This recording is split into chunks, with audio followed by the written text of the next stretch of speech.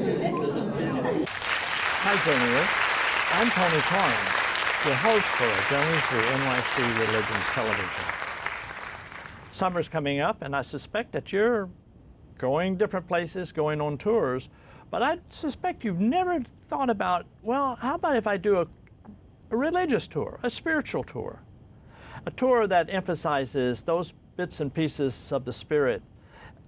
Well, I was thinking about that myself, and I knew somebody that would be really helpful. That is Christina Stanton.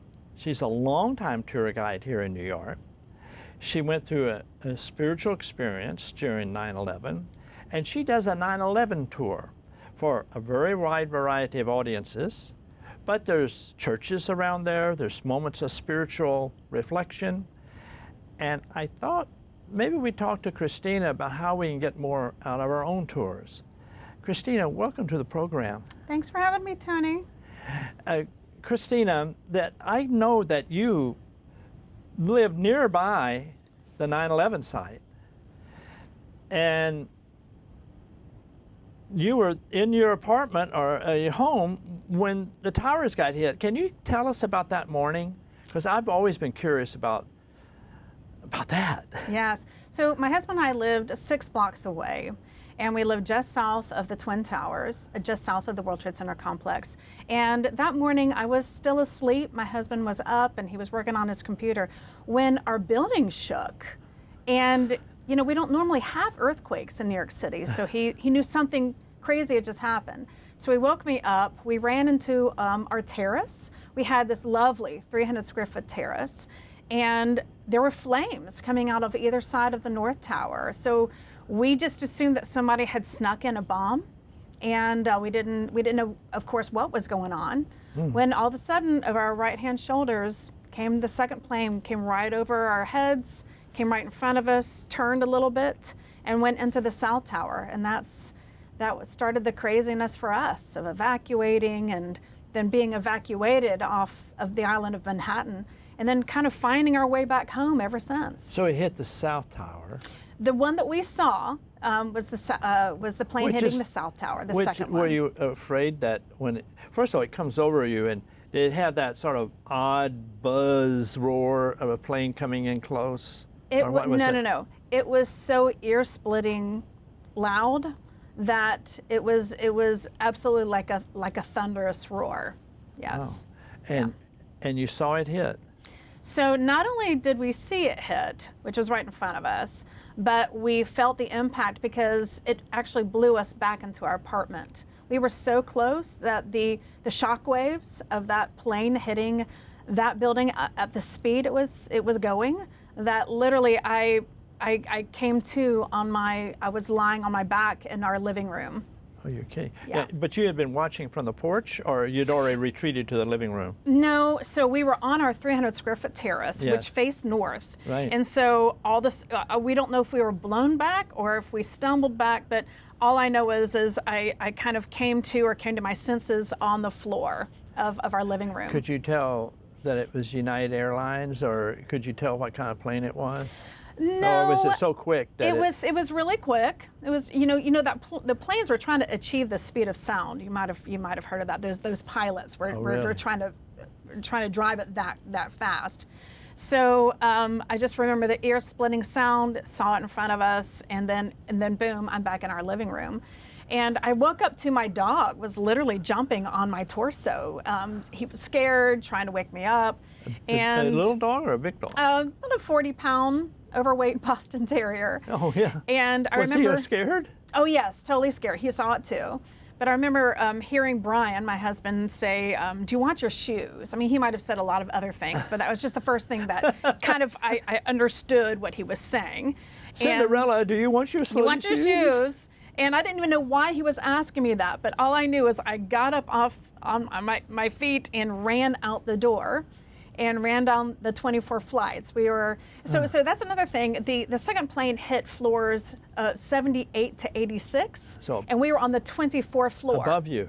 So if you can imagine, from 24 to 74 is really, 78 is, there's not a lot between us. So it was really that close. And but yeah, so I ran up down the 24 flights. Brian grabbed the dog. He ran behind me. Did you think that your building might get hit or fall, or you just thought you needed to get out of there? You just, there was something in you that kicks in that says, danger is near. We need to get out of here, and especially if you're in a high rise. But you're, you're a religious person. But did you pray on the way down, or was the first thing is, I got to get down? No, I was still in disaster mode, still in fight, what do you call it, a fight or flight mode, is it? But I do remember there were people running ahead of us and behind us down the 24 flights and the Was it really stairwell. crowded in the stairwell? It was. Did people help each other, or was it orderly, or was it quiet? No, everybody was. People were crying. I remember people were saying, "Did you see it? Did you see it?" It was a shock, and it was anxiety. Yeah. So, but when we finally got out to the bottom floor, for me, as soon as I got out, I had to wait a little bit longer for my husband to make it down with our 40-pound dog from 24 flights. Oh, good grief. But when he got down, I needed to go back into the building because by that time I had realized I am in my pajamas with no shoes. Let's start this again. I'm collected. I'm kind of.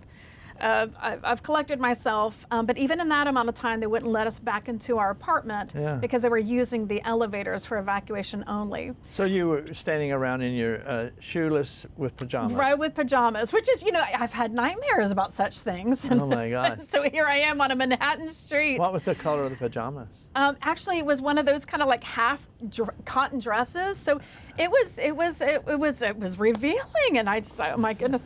But you know what? To tell you the truth, it was really at that point, it was almost like this surreal experience. No one cared what I was wearing or not wearing, and there was a lot of people in their pajamas as well.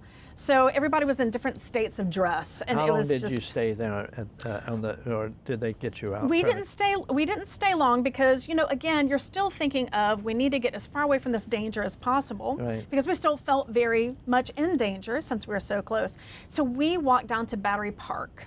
That was as far away from danger as we could get. You went all the way to the end of the island. Oh, no. So it's only actually a couple of blocks from where we were at. Oh, okay. I know. So, yeah, down at, we live on the West Side Highway. Right. So it was really kind of Battery Park City-ish. So we just went down to Battery Park, and we felt safe there. But it turns out we weren't safe at all because when the Twin Towers came down, that was an immediate threat. For one thing, we couldn't breathe. We were running around in that ash, which was literally like a snow globe. Did you hear it start going down? Oh yes, it was a thunderous roar, which actually sounded right at our backs. And it went on for forever. It didn't just come down and then stopped. It's almost like the rumbling kind of never stopped. And so we didn't know, and we also, the dust kicked up very quickly, so we couldn't see where was it. Is it falling lengthwise? And you gotta understand, if it had fallen lengthwise, it would have reached us in the park. And so, which we were all very aware of.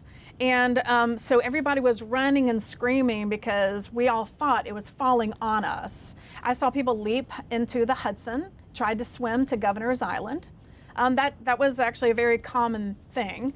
Did anybody drown from that? That sounds no, pretty dangerous. But the Coast Guard will tell you that they spent the day plucking people out of the New York Harbor who tried to do the same thing. I didn't know that. Yeah, that was a common thing that people did. Did you and your husband made it out all right? We did. We were fine. We got onto a boat in the largest boat evacuation in history that you probably heard about, the famous boat lift of 9/11. And our particular boat dropped us off in New Jersey. And we didn't get back into our apartment until September 23rd from there. And after that, did you stay in the city or did you go out for a while? So we were in Jersey just that one night, and we stayed with some friends, and we kind of shacked up on their couch in Hell's Kitchen. And we were just literally kind of waiting to get back into our apartment. And they weren't letting anybody back because we were just too close. We were in the radius of the danger and the debris, and there was no electricity, and there was talk of looting, and also they had to test 600 buildings to see if they were structurally sound, because when the Twin Towers came down, they registered on the Richter scale as an earthquake. So they had to test to see were these even stable. So we had a lot of waiting to do, and we just were kind of like twiddling our thumbs and wondering, gosh, what do we do from here? Now, you had started tour guiding before 9/11. Yes. Did you tour guide that area, or what were your tour areas? So yeah, I became a licensed New York City tour guide. And when I say licensed, you actually have to take a test By the to be a way, tour guide. audience, we're going to show you one of the antique license pictures that she had. Now she has a brand new one, very nifty plastic one, but there's an antique one that I think you'd be interested in seeing. I call it from the Stone Age. I have a Stone Age New York City tour guide license from 1995.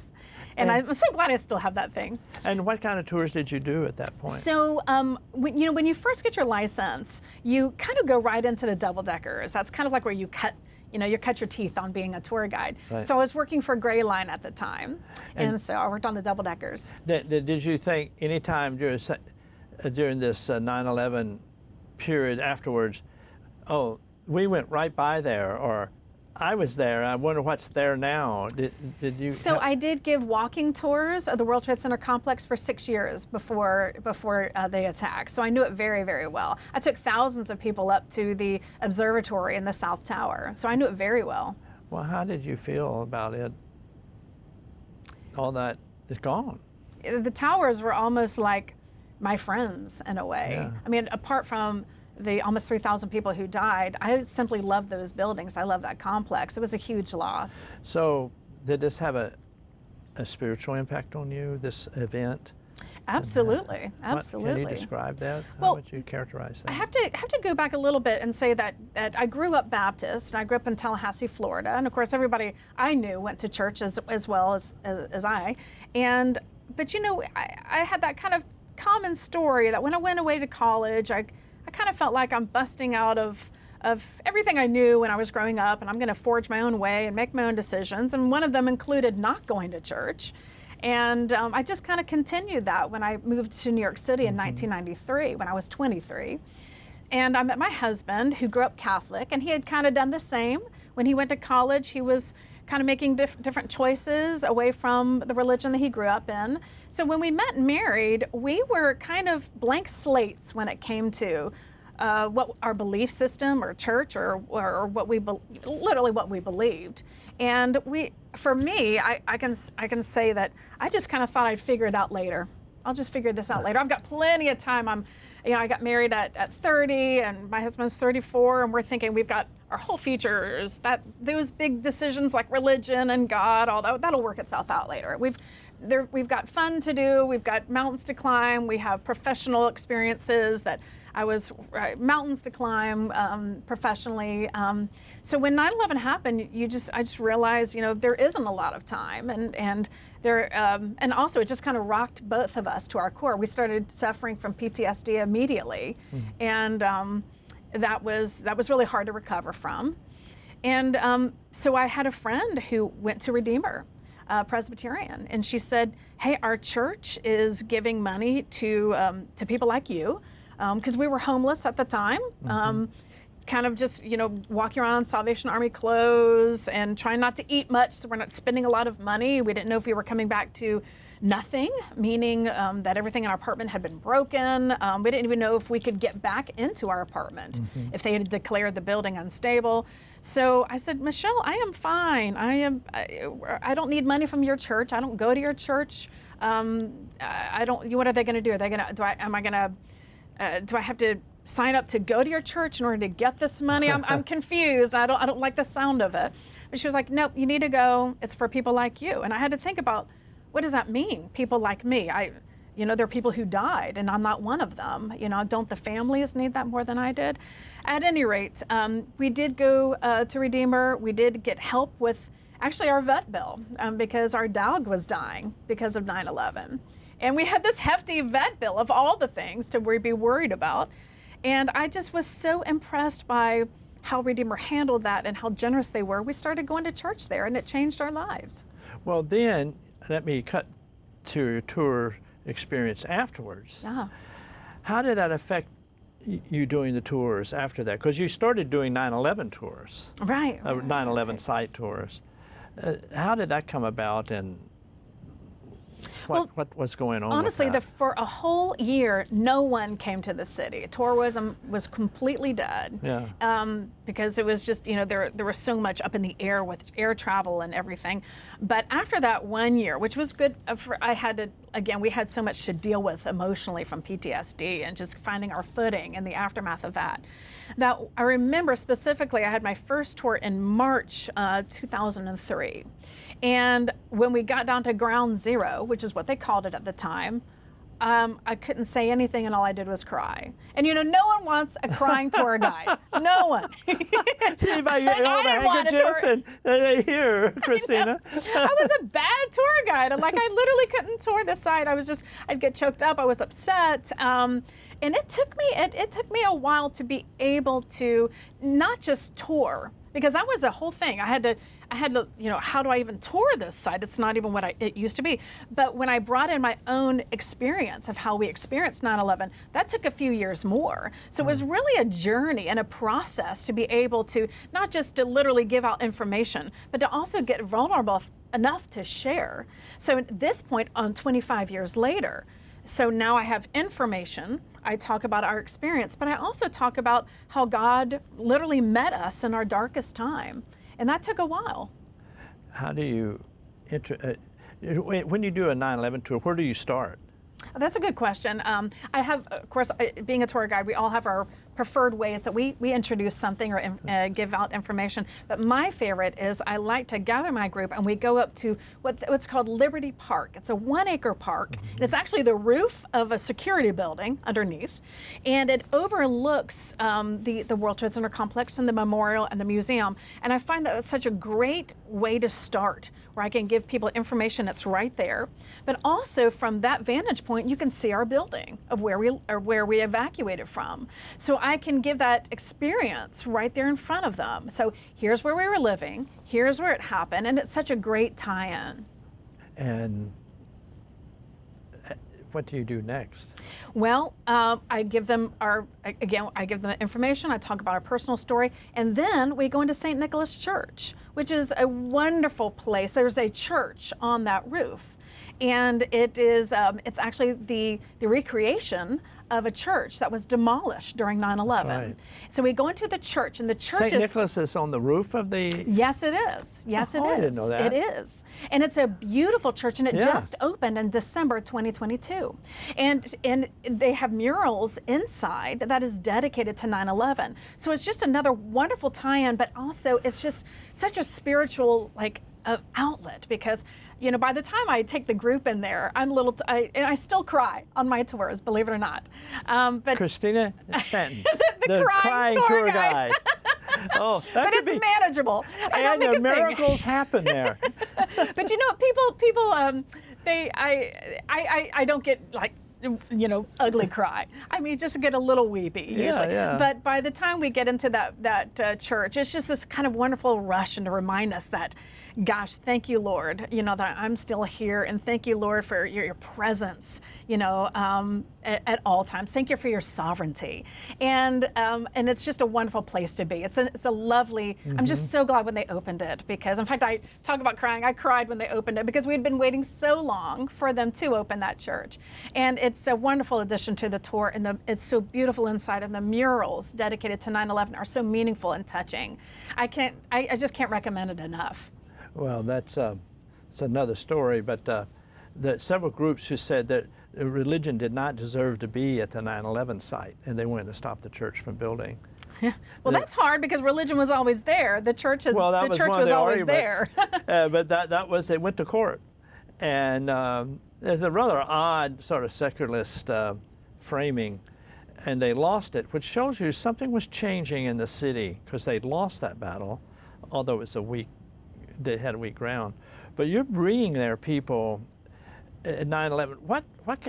When do you start to see people respond to being in the site? Right at the very beginning, or does it build as they walk through? It builds, and I have a way of presenting it where it does build. So I don't go ramrod right into my personal experience. So I kind of start out with the information and just kind of give the rote facts about the original site and the site we're looking at and the memorial that we're looking at now and the museum. And then I go into, I bring hard copy photos that I'm able to show the group and say, here is, a picture of my husband and I 2 weeks before the attack on our terrace. And then I go into by our the way, experience. audience, we'll run that photo in just a moment. And then people really do listen, and I have so many students who, of course, weren't born before 9/11, so the attacks are so new to them, who listen to my story and they'll tell me afterwards, you're the first person I've ever met that experienced it up close and personal, and I can see it, that was very impactful for them. And then depending on the group, certainly I go into my spiritual experience, but even if it's a group that might not be amenable to my full-on testimony, I do say that I had a faith experience there that strengthened my relationship with my Creator, and no one ever has any problem with that. Now, you're here on this serious tour, and you've got people from all over the place. Yes. And there's bound to be some mishaps along the way and some funny interludes that during the seriousness, all of a sudden somebody is, popping bubble gum or something. Do you have things like that happen on your tour? So every once in a while, I'll be laying bare our very intense experience, and I'll see private conversations happening that I know has nothing to do with what I'm discussing or anything about 9/11. But for the most part, 90% are listening to me and they're very respectful. And I just have to kind of block out anything that tears me away from doing what I need to do, which is to share my experience. So I have to just kind of ride the wave of it and don't let it bother me. Yeah, I remember I was taking some young kids who were there at 9/11. I was trying to have them guide me through their steps as they fled school for public leadership. Right. And all of a sudden, something dropped and it was this boom. And all of a sudden, every fireman, every policeman were all over themselves running down the street. And my kids disappear. I don't know where they left. And it turned out it was just, just a piece of metal that fell or something. And it was very funny, except I couldn't find the kids. They ran all the way home. Did you ever have any funny things like that on your tour? Because tours are like everything. It's like being on a ship. There's all sorts of things going on. So every tour I do, something funny happens. Yeah. I mean, it's human nature, and it's New York, which is you can't control New York. But I have to say, one reason why I've been a tour guide since 1995. I'm actually one of the oldest tour guides in the city that's still touring in the industry. So I've been touring 30 years. That's a long time. And one of the reasons why I can't leave tour guiding is because I never laugh so much. I mean, to tell you the truth, I can get kind of intense and I can get lost in my own head. I don't know anybody like that, right? But this tour guiding, that kind of keeps me light and fluffy because it's always just so funny. And one day I'm gonna write like a reality show of tourists behaving badly, because there is always that element of people kind of doing some crazy stuff. But ultimately, it's all just fun and funny. Well, tell us the incident. We want to know. The public wants to know. Oh, my goodness. I don't know if there's enough time, but I will say that, last year, somebody may or may not have tried to use the bathroom off the Brooklyn Bridge. Oh. May or may not have happened, but that's all I'm saying. You can't make that stuff up. Oh my God. But yeah. Well, any other little incidents along the way? Did anybody fall in the pool or something like that? Oh, like at 9/11 specifically? Yeah. No, I have to say I'm really happy that people do treat it like what it is, which is a cemetery, and they are very respectful there. So very, very seldomly does anything funny happen there, because it is a solemn site. It's kind of where it's other places where funny things happen. Oh yeah. But I'm not sure 9/11 Where are the funny places? Oh gosh. You name it. But when I think about funny experiences of being a tour guide, I think of, New York is just such this unbridled, crazy show, and how people interact with the show that is New York is really funny Yeah, to me. yeah. I remember there was a woman, I went through about a 10-year period where I took people on shopping tours. That was my thing Oh, for my like 10 gosh. years. Yeah, I know. I'm Century kinda, 21 also? yeah, I mean, wherever anybody wanted to go, but shopping was my specialty. If you're a tour guide, you usually have some specialty. So shopping was my specialty for about 10 years. Yeah. And I was assigned a woman from Russia, and she had her family in tow, but it was really just me interfacing with this one woman. And I helped her spend about $2.5 million in 3 days. Let me just say this. One thing that I remember she spent probably several $1,000s on was Spanx. She would say, Christina, I need some Spank. Show me Spank. They didn't have, Spanx is like a girdle, Tony. I understandably, you don't know what that is. No. So I just introduced you to that concept. Oh my gosh. It's a girdle. Anyway, I don't think they have them in Russia. And so I introduced her to the world of Spanx. And she loved it so much, she wanted one in every style, and there's a ton of styles, and every color. And she took, I think, every Spanx in her size out of Manhattan.